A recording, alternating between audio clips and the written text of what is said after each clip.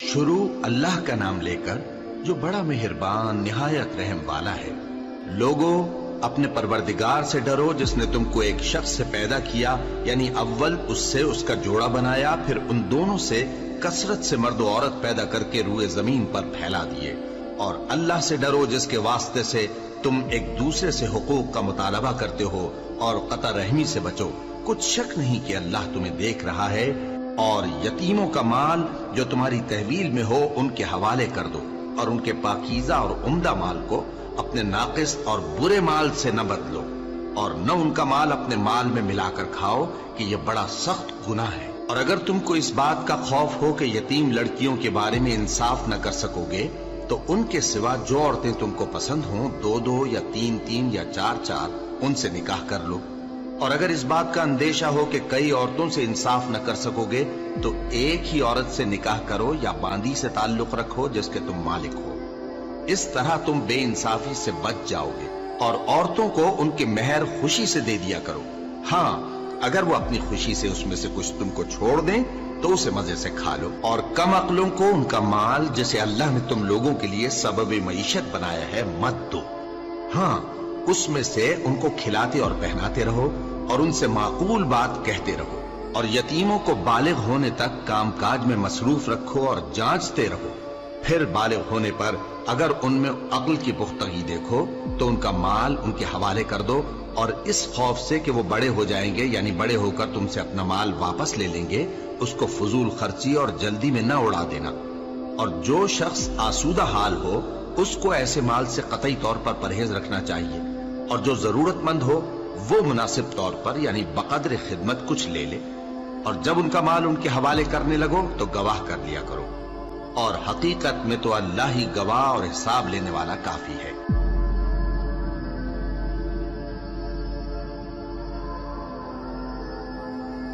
अच्छा भाई, these are the MCQs जो कि इस चैप्टर से रिलेटेड है ना। पहला एमसीक्यू हमारे पास कि the activity in relation to change in the environment. तो चेंज इन द एनवायरनमेंट जो है वो स्टिमुलस होता है, ठीक है। और हाँ, उसके बदले में जो एक्टिविटी परफॉर्म की जाती है वो रिस्पांस होता है, ठीक है। तो खाली चेंज इन द एनवायरनमेंट जो है यहाँ तक ये स्टिमुलस है, और इसके जवाब में जो आप करेंगे तो वो आपका रिस्पांस होगा। अच्छा, स्टिमुलस जो होता है यानी चेंज इन द एनवायरनमेंट, उसको डिटेक्ट कौन करता है? तो उसको डिटेक्ट आपके रिसेप्टर करते हैं, ठीक है। नर्व नहीं डिटेक्ट करती, इफेक्टर नहीं डिटेक्ट करते, आपके रिसेप्टर डिटेक्ट करते हैं।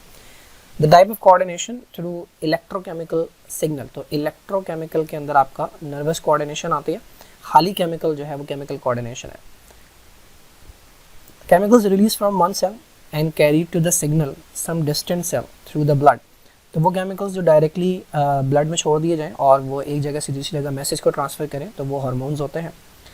न्यूरोट्रांसमीटर वो होता है जो दो न्यूरॉन के दरमियान में रिलीज़ होता है, ठीक है, और एक न्यूरॉन का मैसेज दूसरे न्यूरॉन को देता है। The type of coordination exhibited by plants. तो प्लांट्स के अंदर नर्वस कोऑर्डिनेशन नहीं होती, प्लांट्स के अंदर सिर्फ केमिकल कोऑर्डिनेशन होती है। नर्वस कोऑर्डिनेशन जो है ये हायर एनिमल्स का फीचर है। लोअर एनिमल्स के अंदर भी होती है, लेकिन हायर एनिमल्स के अंदर स्पेशली जो है वो नर्वस कोऑर्डिनेशन होती है। The part of the brain involve in reasoning. तो रीजनिंग के अंदर सबसे ऊपर वाला पार्ट जो है वो इन्वॉल्व होता है। तो फोर ब्रेन जो है ये अच्छा, अब इसके अंदर देखिए सेरिब्रम भी दिया, फोर ब्रेन भी दिया हुआ है। फोर ब्रेन जो है वो सबसे ऊपर वाला पार्ट है, जिसके अंदर सेरिब्रम भी आता है, जिसके अंदर एमिगडाला भी आता है, हिप्पोकैम्पस भी आता है, सारे आ जाते हैं। तो फोर ब्रेन यहाँ पर आंसर नहीं है, क्योंकि बहुत स्पेसिफिकली हमें देखना है कि हम किस पार्ट की बात कर रहे हैं।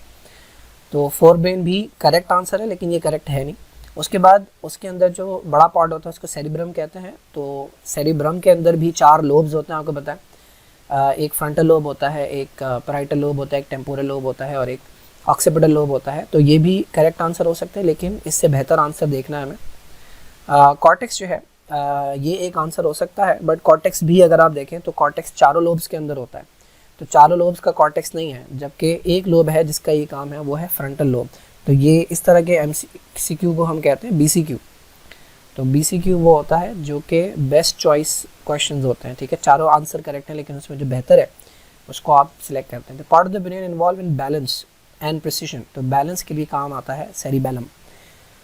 Vital functions for survival of animals they are regulated by. तो वाइटल फंक्शंस जो हैं हमारे पास वो एक तरह का नर्वस सिस्टम कंट्रोल करता है, उसको हम कहते हैं ऑटोमेटिक या ऑटोनॉमिक। ठीक है, तो ऑटोनॉमिक सब डिवीजन जो होती है ये वाइटल फंक्शंस को हमारे कंट्रोल करती है। The shortest path of the reflex, तो रिफ्लेक्स का जो पाथवे होता है उसको हम कहते हैं रिफ्लेक्स आर्क। उस रिफ्लेक्स आर्क के अंदर कई बार 2 न्यूरॉन्स होते हैं और कई बार 2 से ज़्यादा होते हैं। तो सिंगल न्यूरॉन तो कभी हो ही नहीं सकता, सबसे छोटा जो पाथवे होगा उसके अंदर 2 न्यूरॉन होंगे, एक सेंसरी होगा और एक मोटर होगा। ठीक है, the type of the lens in are आई, तो हमारी आई के अंदर कौन सा लेंस है? तो हमारा जो लेंस है वो कन्वर्जिंग लेंस है, वो कॉन्वेक्स है। ठीक है, वो कन्वर्ज करता है, रेज जो उस पर पड़ती हैं उसको एक पॉइंट के ऊपर फोकस करता है, तो ये कन्वर्जिंग लेंस है। The automatic process of altering focus to get sharper image of near object, तो फोकस को ऑल्टर करने वाला ताकि नियर ऑब्जेक्ट की जो है वो शार्प इमेज बन सके, तो इसको हम कहते हैं एकोमोडेशन। और कितने हैं भाई? ये 11 हो गए। The vitamin necessary proper vision, तो विजन के लिए जो इंपॉर्टेंट वाइटामिन होता है वो वाइटामिन ए है। वाइटामिन सी जो है ये आपकी स्ट्रेंथ जो होती है, टिश्यू की जो स्ट्रेंथ है उसके लिए इम्पॉर्टेंट होता है। ये एक कोलेजन एक प्रोटीन होती है, उसके बनने के लिए, उसकी स्ट्रेंथ के लिए इम्पॉर्टेंट होता है।